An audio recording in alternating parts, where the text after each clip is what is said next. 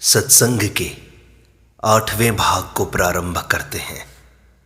पूज्य स्वामी राम सुखदास जी कहते हैं, जो जीव के कल्याण में बाधा देता है, भगवान की भक्ति में बाधा देता है, उसे भगवान क्षमा नहीं करते। जो भगवान की तरफ जाने में बाधा दे, वह भगवान का वैरी होता है। भक्त के प्रति किया गया अपराध भगवान माफ नहीं करते। जो दूसरे को भगवान के नाम, कीर्तन, सत्संग आदि में लगाता है, उससे भगवान बहुत राजी होते हैं। भगवान को अपने बल का अभिमान अच्छा नहीं लगता। जीव मात्र का स्वभाव है किसी न किसी का आश्रय लेना। सबसे बढ़िया आश्रय है भगवान का, अन्य कोई आश्रय टिकने वाला नहीं है। अत्यंत विरक्त ज्ञान योग का, संसार में फंसा कर्म योग का, और न विरक्त न आसक्त भक्ति योग का अधिकारी है। ऐसा भागवत में आया है। भक्ति योग में भगवान के शरण हो जाना मुख्य है। हृदय से भगवान का हो जाए बस। सब कर्म भगवान के लिए ही करे। हम संसार के नहीं हैं, अतः मान, आदर, प्रशंसा, निंदा का असर नहीं पड़ना चाहिए। जैसे फैक्ट्री में काम करने वाला व्यक्ति माँ बाप का होते हुए ही कर्मचारी है, ऐसे ही हम भगवान के होते हुए ही ब्राह्मण, क्षत्रिय इत्यादि हैं। जैसे भगवान अजन्मा होते हुए ही अवतार लेते हैं, सब कार्य करते हुए भी उनका ईश्वर बना ज्यों का त्यों रहता है। पिता की आज्ञा मानते हुए भी भगवान श्री राम का पिता पर शासन ज्यों का त्यों रहता है। इसी तरह सब कार्य करते हुए भी हमारा भगवान से अपनापन नहीं छूटता। सबसे पहले हम भगवान के हैं। माता पिता के होने से पहले भी हम भगवान के हैं। संसार के तो हम बने हैं, पर भगवान के हम अपने आप ही हैं। ज्ञान योग विवेक मार्ग है। ज्ञान योग उनके लिए है जो अत्यंत विरक्त हो, जो ब्रह्मलोक तक के सुखों को न चाहे। भक्ति योग विश्वास मार्ग है। सब कुछ भगवान ही है, ऐसा विश्वास कर ले। भक्ति मार्ग श्रेष्ठ है और सुगम भी है।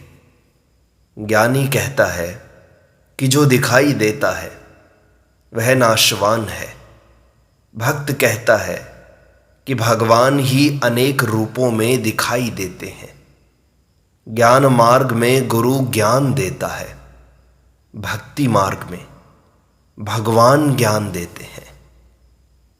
प्रारब्ध भोग में हेतु है, कर्म में नहीं। सुख आसक्ति का त्याग साधक के लिए बहुत आवश्यक है। सुख आसक्ति बड़ी बाधक है। भोग तथा संग्रह से भी सूक्ष्म मान बढ़ाई का सुख है। द्वैत अद्वैत साधन है। तत्व न द्वैत है न अद्वैत है। संत महापुरुषों के संग से रस बुद्धि दूर हो जाती है। शरीर में मैं मेरापन रहते हुए भक्ति शुरू हो सकती है, ज्ञान शुरू नहीं हो सकता। अपने अनुभव की तरफ ध्यान दें तो भगवान में प्रेम और संसार से वैराग्य स्वतः हो जाएगा। हमारा अनुभव है कि शरीर, संसार प्रतिक्षण बदलते रहते हैं, कभी एक समान नहीं रहते। इनके साथ हम कब तक रहेंगे? शरीर जी नहीं रहा है, हरदम प्रतिपल मर रहा है, नष्ट हो रहा है। शरीर बना रहे, यह हमारे अनुभव से विरुद्ध है। हमें उस चीज को लेना है जो सदा हमारे साथ रहे। जो रहने वाला है उससे प्रेम करो, उसको अपना मानो, और जो जाने वाला है उसकी सेवा करो, उसको सुख पहुंचाओ, उससे अच्छे से अच्छा बर्ताव करो। सब संसार जाने वाला है, जाने वाले की सेवा करो और रहने वाले को याद करो। जाने वाले से आशा मत रखो, नहीं तो रोना पछताना पड़ेगा। जो माता पिता की सेवा नहीं करता वह भगवान की सेवा क्या करेगा। सबकी सेवा करो, अपनी इज्जत मत खो। सबसे अच्छा बर्ताव करना अमृत का विस्तार करना है, और बुरा बर्ताव करना विष का विस्तार करना है। बड़े बूढ़ों की सेवा करके उनकी प्रसन्नता लो। कुछ साथ नहीं जाएगा, पर स्वभाव साथ जाएगा। इसलिए स्वभाव को शुद्ध बनाओ।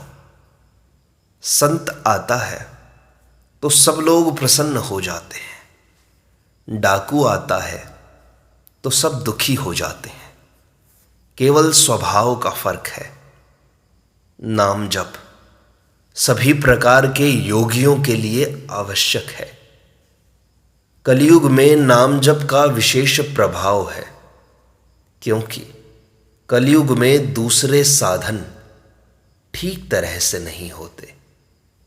भगवान ने सारी शक्ति नाम में रख दी है। चैतन्य महाप्रभु ने भी कहा है कि भगवान ने अपने बहुत प्रकार के नामों का प्रचार किया है। उन नामों में भगवान ने अपनी संपूर्ण शक्ति भी स्थापित कर दी है। उन नामों के स्मरण के विषय में समय संबंधी कोई नियम भी नहीं है। हे भगवान, आपकी तो ऐसी कृपा है, पर मेरा ऐसा दुर्भाग्य है कि आपके ऐसे नाम में भी मेरा अनुराग उत्पन्न नहीं हुआ। नाम जप के सभी अधिकारी हैं, अतः हर समय नाम जप करते रहें और मन से प्रार्थना भी करते रहें कि हे नाथ, हे नारायण, मैं आपको भूलूं नहीं। नाम जप तो बीमा है। नाम जप करते रहें तो फिर कभी मरें, कल्याण हो जाएगा बस। कलयुग में दान की भी महिमा है। अपनी शक्ति के अनुसार सभी दान कर सकते हैं। एक परमात्मा है और एक उनकी शक्ति है। जैसे स्वयं परमात्मा का अंश है और मन बुद्धि इंद्रियां उसकी शक्ति है। सांसारिक कार्य में शक्ति काम आती है। भगवान कहते हैं, मया अध्यक्षेण प्रकृति ही सूयते सचराचरम। प्रकृति मेरी अध्यक्षता में चराचर सहित संपूर्ण जगत की रचना करती है। उस शक्ति को परमात्मा से अलग भी नहीं कह सकते और अभिन्न भी नहीं कह सकते। जैसे हमारी शक्ति कम ज्यादा होती है, पर हम ज्यों के त्यों रहते हैं। हम शक्ति के बिना रह सकते हैं, पर शक्ति हमारे बिना नहीं रह सकती। इसलिए अपनी शक्ति को हम अपने से अलग करके नहीं दिखा सकते। शक्ति का स्वतंत्र अस्तित्व संभव नहीं है। सुषुप्ति में मैं कुछ भी नहीं करता हूं, यह अनुभव सबको होता है। कारण कि सुषुप्ति में अहम अविद्या में डूब जाता है। अज्ञानी और ज्ञानी की सुषुप्ति में भेद है। अज्ञानी तो गुणों का संग रहने से स्वयं अविद्या में लीन होता है, पर ज्ञानी गुणातीत होने से स्वयं लीन नहीं होता। मैं हूं, इसमें हूं सत्ता है, और मैं एक देशीय है, व्यक्तित्व है। अहम इतना सूक्ष्म है कि जिसके साथ लगा दो वैसा ही बन जाता है। ब्रह्म के साथ लगा दो तो अहम ब्रह्मास्मि हो जाता है। अहम के कारण ही दार्शनिकों में मतभेद होता है। सब भेद अहम के कारण है। अहम के बाद स्वयं है, चेतन तत्व है। अहम प्रकृति का अंश है, स्वयं परमात्मा का। सुषुप्ति में अहम के बिना आप रहते हैं, पर आपके बिना अहम नहीं रहता। स्वयं आटा है और शरीर रेती है। आटे में रेती मिलाओगे तो वह रोटी के काम नहीं आएगा। भगवान की बड़ी भारी कृपा है, तब सत्संग मिलता है। अभी भयंकर कलयुग आ रहा है, अतः शीघ्र लाभ उठा लेना चाहिए। भोग इच्छा का तांडव नृत्य शुरू हो रहा है। ऐसे समय में जो भगवान की तरफ रुचि रखते हैं वे बड़भागी हैं, दर्शन करने योग्य हैं। ऐसी रुचि वालों का अब अकाल पड़ रहा है। भगवान अंधे होकर कृपा करते हैं, देखकर कृपा करें तो मुश्किल हो जाए। सत्संग में आए हैं फिर चले जाएंगे, यही भाव घर में रहते हुए भी रखें। यहां से जाने का समय तो निश्चित है, पर घर से कब जाना पड़े इसका कोई पता नहीं। यह मृत्युलोक है, यहां हर समय मरना खुला हुआ है। हम यहां रहने वाले नहीं हैं। इसकी हर समय जागृति रहे तो भोग और संग्रह की रुचि मिट जाएगी। कर्मण्येवाधिकारस्ते मा फलेषु कदाचन। कर्तव्य कर्म करने में ही तेरा अधिकार है, फलों में भी कभी नहीं। यह कर्मयोग की खास बात है।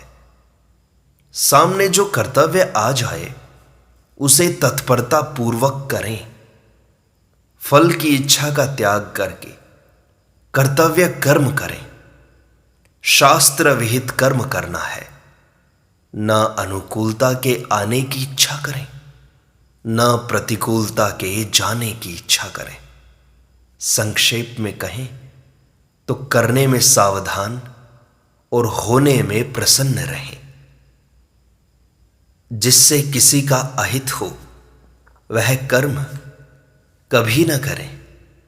सबका स्वरूप शुद्ध है, अंतःकरण ही अशुद्ध होता है।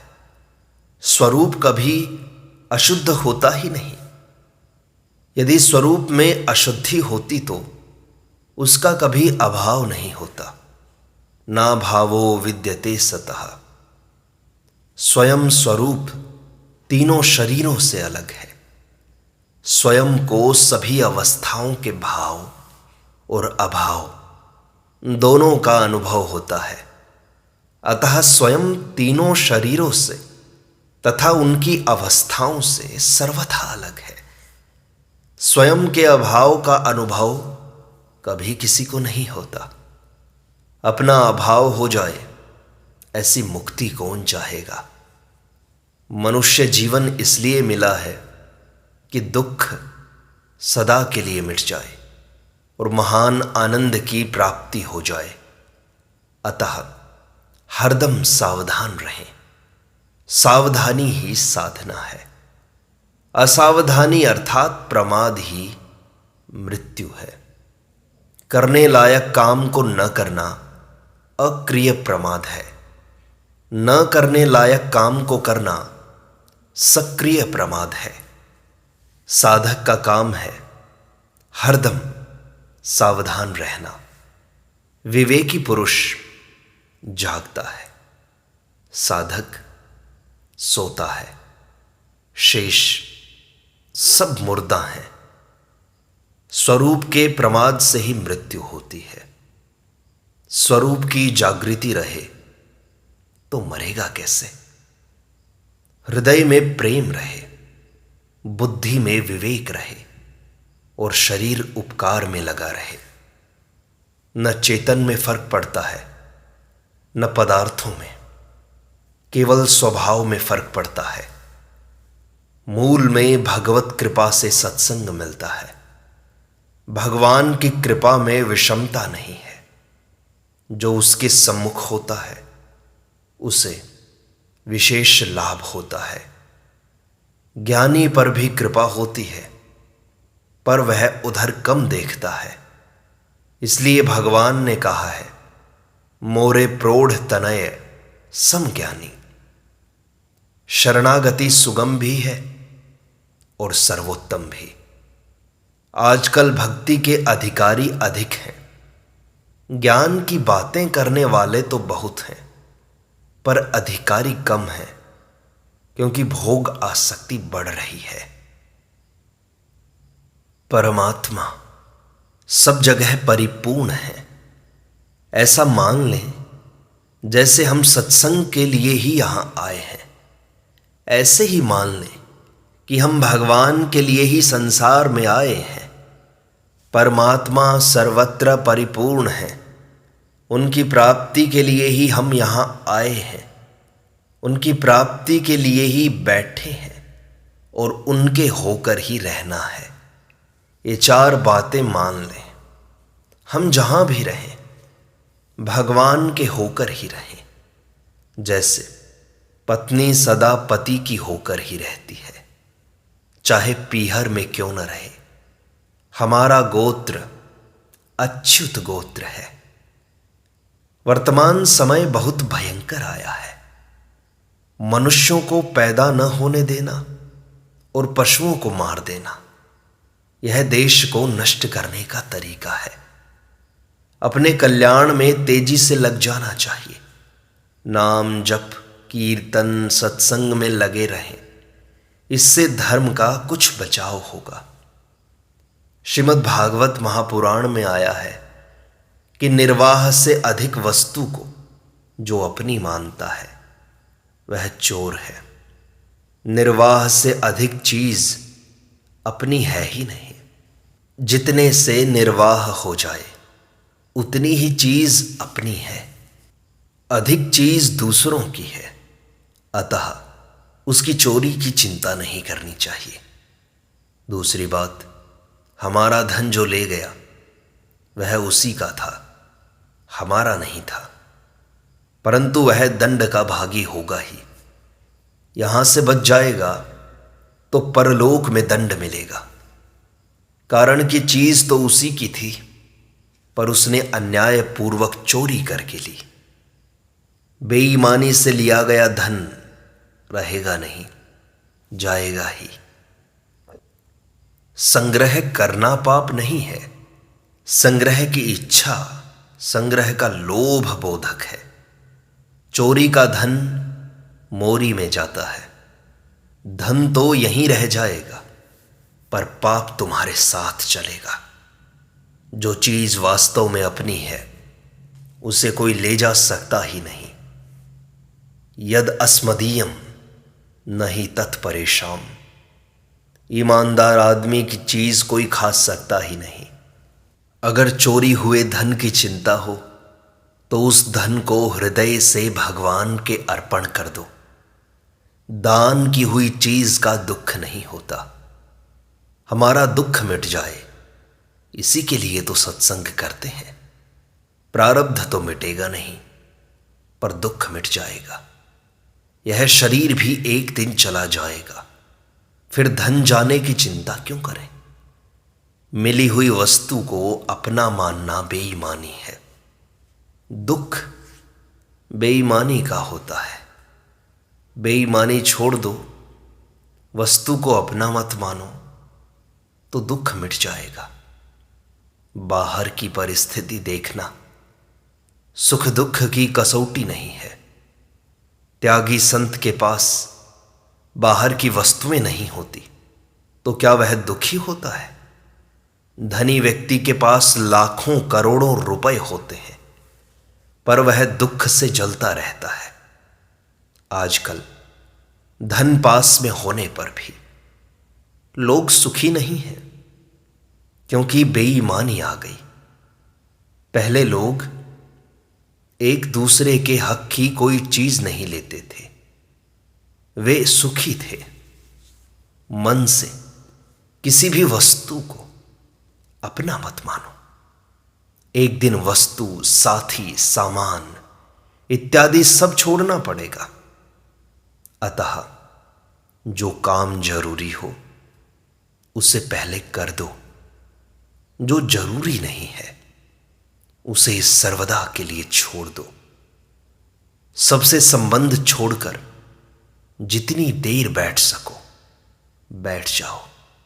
भगवान का नाम जपो, भगवान के हो जाओ, उनकी शरणागति पकड़ लो। अंत में सबसे रहित होना है तो अभी सबसे रहित होकर चुप होकर बैठ जाओ। फिर देखो विलक्षणता। अपने शरीर से संबंध मत मानो। वस्तु, व्यक्ति और काम धंधा तीनों से रहित होकर चुप हो जाओ। संसार में रचे पचे लोग परमात्मा को नहीं जान सकते, संसार को भी नहीं जान सकते। संसार से अलग होकर ही संसार को जान सकते हैं। परमात्मा से अभिन्न होकर ही परमात्मा को जान सकते हैं। संसार से अलग होने से वैराग्य होता है। वास्तव में हम संसार से अलग हैं और परमात्मा से अभिन्न हैं। शरीर के साथ संबंध मानते रहने से भक्ति तो हो सकती है, पर ज्ञान नहीं हो सकता। ज्ञान मार्ग में विवेक और वैराग्य आवश्यक है। अन्यथा साधक केवल बातें सीख जाएगा, उसे अनुभव कुछ नहीं होगा। इसलिए यदि ज्ञान मार्ग में चलना है तो विवेक और वैराग्य आवश्यक है। विवेक पैदा करो सत्संग से, वैराग्य पैदा करो संसार की अनित्यता को देखकर। इस तरह धीरे धीरे विवेक और वैराग्य पैदा होकर आपको ज्ञान मार्ग में प्रवृत्त कर देंगे और परमात्मा से अभिन्न कर देंगे। या फिर भगवान की शरण पकड़ लो, उनसे कहो, हे नाथ, हे नारायण, मैं आपका हूं, आपकी शरण में हूं, मुझे अपनी शरण में जगह दो। इस प्रकार भगवान के होकर भगवान से प्रार्थना करो तो जीवन सफल हो जाएगा, मुक्त हो जाओगे। इस प्रकार सत्संग का यह भाग संपूर्णता को प्राप्त होता है। शेष अगले अंक में।